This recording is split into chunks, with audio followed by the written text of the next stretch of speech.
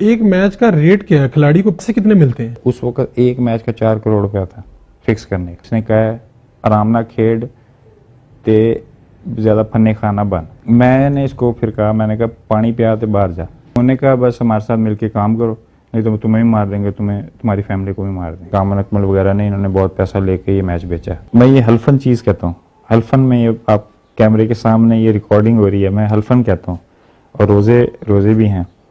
इस सब जो मैं कह रहा हूँ बिल्कुल ठीक कह रहा हूँ। उर्दू पॉइंट की वीडियोस देखने के लिए हमारा चैनल सब्सक्राइब कीजिए और बेल के आइकन पर क्लिक कीजिए ताकि आप हमारी तमाम आने वाली वीडियो से बाखबर रह सकें। अस्सलाम वालेकुम नाजरीन, आप देख रहे हैं उर्दू पॉइंट। मैं हूं फारूक शहबाज बड़ाइच।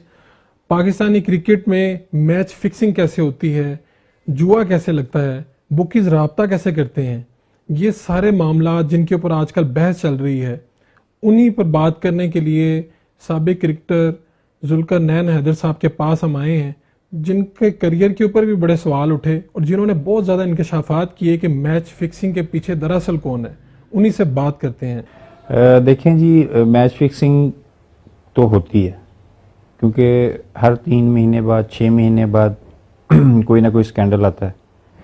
फिर आप ये देखें, आसिफ इकबाल से लेके, आसिफ इकबाल जो हमारे पुराने प्लेयर थे, उस वक्त से लेके अब तक नित नए जो वो स्कैंडल्स आते हैं, उसमें चाहे वसीम अकरम का हो, जस्टिस क्यूम वाली रिपोर्ट हो, उसके बाद चाहे आमिर वाला इंसिडेंट हो, या हर जो 6 महीने के बाद नया इशू आता है। 10-15 प्लेयर्स हमारे पकड़े भी गए हैं अभी तक, डोमेस्टिक में हमारे पकड़े जाते हैं। तो फिक्सिंग तो है और माफिया जो है वो काम करता है अपना, लेकिन ये है कि हम इसको रोक नहीं सकते, हम इसको कम ज़रूर कर सकते हैं। देखिए, मैं तकरीबन 20 साल डोमेस्टिक खेला हूँ, ठीक है। मैं इनके उसमें शिकंजे में नहीं आया, मैंने हमेशा इनके अगेंस्ट गया हूँ, चाहे वो डोमेस्टिक शुरू से लेके अब तक। क्योंकि लाहौर में जब मैं खेलता था उस वक्त भी एक माफिया काम करता था जो पैसे लेके लड़के खिलाता था। ये छोटे लेवल से स्टार्ट होता है और ये जो लड़का इनके शिकंजे में आता है उन्हीं को ये डोमेस्टिक से उठा के ऊपर लेके जाते हैं, इंटरनेशनल में भी लेके जाते हैं। ये डोमेस्टिक से शुरू होता है काम, जो 2 लाख 5 लाख 3 लाख देता है सिलेक्टर को। अभी तो नहीं पता मुझे क्योंकि 1-2 साल से मैं डोमेस्टिक नहीं खेल रहा। पहले ये होता था कि काफ़ी जो कोचेज़ हैं उन पे बैन भी लगे और जो है मैनेजर्स पे भी बैन लगे जिन्होंने पैसे लेके लड़के खिलाते रहे डोमेस्टिक्स में। ये शुरू से एक माफिया है, छोटा माफिया होता है, छोटा माफिया से ही आहिस्ता आहिस्ता बड़ा माफिया बनता जाता है। क्योंकि ये शुरू होते हैं डोमेस्टिक से, जो रीजनल क्रिकेट है उसमें ये कोचेज़ के साथ मिले होते हैं, जो मैनेजर्स हैं उनके साथ मिले होते हैं, प्लेयर्स के साथ। फिर ये उनको प्रमोट करने के लिए कोचेज़ को पैसे देते हैं, लड़के खुद भी देते हैं। लेकिन मैं 2-3 साल कप्तान रहा, मैंने सख्ती से मना किया था, जिस लड़के का मुझे पता चल गया मैं उसको टीम में नहीं खिलाऊंगा कि उसने कोच या सिलेक्टर को पैसे दिए। सिलेक्टर्स को भी पैसे लगते हैं, जिन पे सिलेक्टर्स पे भी काफ़ी दफ़ा बैन हो चुका है। तो ये एक क्लब लेवल में भी अब तो शुरू हो गया कि जो लड़का खाने खिलाता है या कुछ अच्छे राब्ते लड़ाता है, वो लड़के को क्लब लेवल पे भी प्रमोट किया जाता है। फिर वो आहिस्ता क्लब में लेवल में परफॉर्मेंस करवा के उसको डोमेस्टिक में लेके आया जाता है, डोमेस्टिक में परफॉर्मेंस करा के फिर वो ऊपर लेके जाते हैं। और ये डोमेस्टिक में भी जिस तरह परफॉर्मेंस करवाते हैं वो भी सारा मुझे आइडिया है कि जान के ये उस लड़के को उस लेवल उस नंबर पे भेजते हैं। फिर फील्ड सेट ऐसी की जाती है कि ये परफॉर्मेंस करे, बॉलर्स को सामने पर बॉलर्स ऐसे लगाए जाते हैं कि ये परफॉर्मेंस करे। पहले तो उसको प्रॉब्लम्स की जाती हैं, उसको चांस ही नहीं दिया जाता। किसी तरह वो आ भी जाए तो उसके साथ फिर उनके वो जो है वो नीचे नंबर्स पे खिलाया जाता है, फिर डिफरेंट तरीक़ों से उसको जो है वो डिस्टर्ब किया जाता है। मैं आपको एक बात बताना चाहूँ, मैंने बोर्ड को 2006 में भी एक इन्फॉर्मेशन दी थी कि मैं लाहौर का कप्तान था। उसमें 1-2 लड़कों को मैं नहीं खिला रहा था क्योंकि वो थोड़े से कंटूटे टाइप भी थे और वो पैसे दे के जो है वो डोमेस्टिक में आए थे सिलेक्टर्स। उस वक्त भी मैं जब कप्तान था, मुझे उस वक्त भी धमकियां दी थी इन्होंने कि हम तुम्हें मार देंगे, तुम जो है वो हमें इस बच्चे को चांस दो। उस वक्त भी मैंने बोर्ड को इन्फॉर्म करके अपने मैनेजर को इन्फॉर्म किया था मैंने, लेकिन उस पर भी कोई इम्प्लीमेंट नहीं हुआ। 2006 में 1-to-1 भी आ जाते हैं, कभी होता है फ़ोन पे तरीके से बताते हैं कि जिस तरह है। 2-3 दफ़ा तो मेरे घर पे भी आए हैं, फिर वो वाले साहब थे वो उन्होंने मुझे रोक लिया सब। तो ये जो है 2006 में मैंने इन्फॉर्म किया, फिर 2010 में मैं वापस आया टीम में। उस वक्त ये होता है सीज़न जो मेरे साथ जो इन्होंने करना शुरू किया वो 2010 में शुरू किया, क्योंकि जब मैं गया टीम के अंदर तो कामन अकमल पे ऑस्ट्रेलिया वाले टूर पे एलिगेशंस लगे थे कि इन्होंने जो कैच छोड़े थे, और काफ़ी इंक्वायरी बैठी थी। इजाज अकरानी मिनिस्टर ने बुलाया था सबको, इजाज आकिब जावेद ने भी बयान दिया था कामन अकमल वगैरह के खिलाफ। बाकी जो मैनेजमेंट थी उन्होंने भी खिलाफ बयान दिया था कि कामन अकमल वगैरह ने, इन्होंने बहुत पैसा लेके ये मैच बेचा है, ऑस्ट्रेलिया वाला, सिडनी वाला। तो ये सबको बुलाया इन्होंने, पूरे बोर्ड को, कि जी इस तरह फिक्सिंग हो रही है, ये आप बताएं क्या वजह है। उसमें फिर साथ मैं भी बैठा हुआ था। तो कामन अकमल का कहा कि इसको ज़रा आप थोड़ा सा साइड लाइन करें, क्योंकि ये थोड़े इन कामों में इन्वॉल्व हो रहे हैं भाई जो हैं सारे, जी सारे भाई इन्वॉल्व हो रहे हैं। मैं इंग्लैंड में as a second wicket keeper मैं 17वां प्लेयर गया, ठीक है। इस कामन अकमल फिर खेला, सलमान बट वगैरह का, सलमान बट अफरीदी कप्तान था उस वक्त। फिर ये पूरा एक पंजाब वालों का एक 7 लड़कों का ग्रुप था, जिसमें वहाँ सलमान बट था, वहाब रियाज था, कामन अकमल था, उमर अकमल था, आसिफ, आमिर, उमर अमीन, और एक और लड़का था वो जी। पंजाब की अपनी ग्रुप थी, अफरीदी का अपना ग्रुप था, यूनुस खान ने अपना ग्रुप बनाया हुआ था। ये 2-3 ग्रुप बने हुए थे, जिसमें मैं किसी भी ग्रुप में नहीं था, मैं अकेले ही घूमता फिरता था। तो पंजाब से थे, आपको कोई ग्रुप क्यों नहीं मिला? क्योंकि इनका ग्रुप अपना था ना, क्योंकि ये कामन अकमल उस ग्रुप में था ना, वो मुझे कभी अपने उस ग्रुप में नहीं डाल सकते थे, क्योंकि वो कामन अकमल, उमर अकमल थे।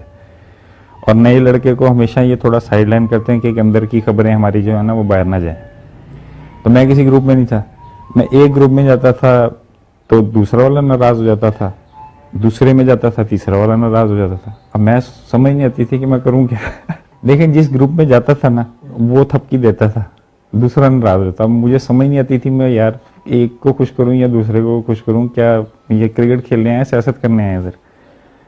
तो मैं ये हल्फन चीज़ कहता हूँ, हल्फन में ये आप कैमरे के सामने ये रिकॉर्डिंग हो रही है, मैं हल्फन कहता हूँ, और रोज़े भी हैं। इस सब जो मैं कह रहा हूँ बिल्कुल ठीक कह रहा हूँ। और कोई पूरा पाकिस्तान पूरी जो मैनेजमेंट है हमारी इस चीज़ को जानती है, बोर्ड भी जानता है। उस वक्त जो थे 3 ग्रुप थे। फिर मैंने पहला मैच कामन अकमल जब था उससे परफॉर्मेंस नहीं हुई, इसने 16 कैच छोड़े 3 टेस्ट में। उसके बाद जो इंग्लिश मीडिया था, पूरी दुनिया का मीडिया था, उन्होंने कहा कि यार Zulqarnain Haider best wicket keeper आपके पास है, यंगस्टर है, उसको आप क्यों नहीं चांस देते।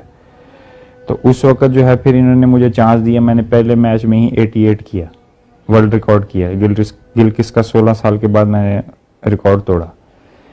माइनर सी इंजरी थी मुझे टेस्ट से पहले, जो कीपर्स को होती है, जो अभी भी निकालें तो 5-6 हेयरलाइन फ्रैक्चर मेरे निकले हैं। शफकत राना और यावर सईद ने मुझे अपने रूम में बुलाया, ठीक है, ये मैं हल्फन कहता हूँ। उन्होंने कहा हम आपको वापस भेज दें, और अगर आपसे मीडिया पूछे तो आपने कहना मैं इंजर्ड हूँ। गड़बड़ थी तो शायद अफरीदी पहले टेस्ट के बाद छोड़ के वापस आ गया था कि ये जो है फिक्सिंग कर रहे हैं, और ये ग्रुप बनाया हुआ इन्होंने 7 लड़कों। पता चल गया था आप निकालें ऑस्ट्रेलिया वाली सीरीज और इंग्लैंड वाली सीरीज। पहले टेस्ट के बाद अफरीदी रिजाइन करके वापस आ गया था। इजाज बट ने फिर सलमान बट को कप्तान बनाया था। जब इन्होंने मुझे वापस भेजा 88 के बाद, तो मीडिया ने क्वेश्चनिंग की कि भाई एक बंदा इतनी अरसे बाद अच्छा विकेट कीपर आया है, बैटिंग भी उसने वर्ल्ड रिकॉर्ड किया, कीपिंग भी की है, तो उसको क्यों वापस भेजा गया।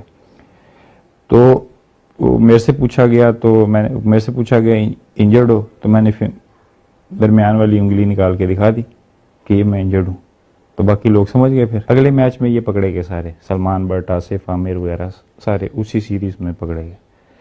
तो फिर मीडिया ने शोर मचाया कि जुल्करनैन हैदर को क्यों वापस भेजा गया, कि किस वजह से ये जो है एक पूरी मोनोपोली थी, पूरा एक प्रोपोगंडा था, प्रॉपर एक 7 लड़कों 8 लोगों का ग्रुप था जो फिक्सिंग में जिनका नाम आया। जनूबी अफ्रीका के खिलाफ मैच खेलते हुए उमर अकमल ने आपको क्या कहा कि क्या करो? तीसरा वनडे हो रहा था मैच, ये बाहर था, उमर अकमल था 12th मैन, मैच फंसा हुआ था। अब इसको पता नहीं बाहर से किसी ने कहा या क्या इसके ज़हन में आया, मुझे तो कोई समझ नहीं आई, लेकिन सब पूरी दुनिया को समझ आ जाती है कि क्या हुआ।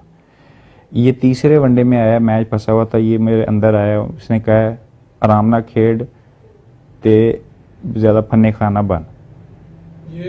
उमर अकमल साहब ने गुस्से वाली टोन में, मैं वैसे ही जैसे आया पानी पिलाने, क्योंकि उसको गुस्सा था, बाहर बैठा हुआ था, पानी इसको पिलाना पड़ रहा था, खिलाए इसको रहे, नहीं तो सारे भाई बाहर हो गए थे। तो मैंने इसको फिर कहा, मैंने कहा पानी पिया तो बाहर जा।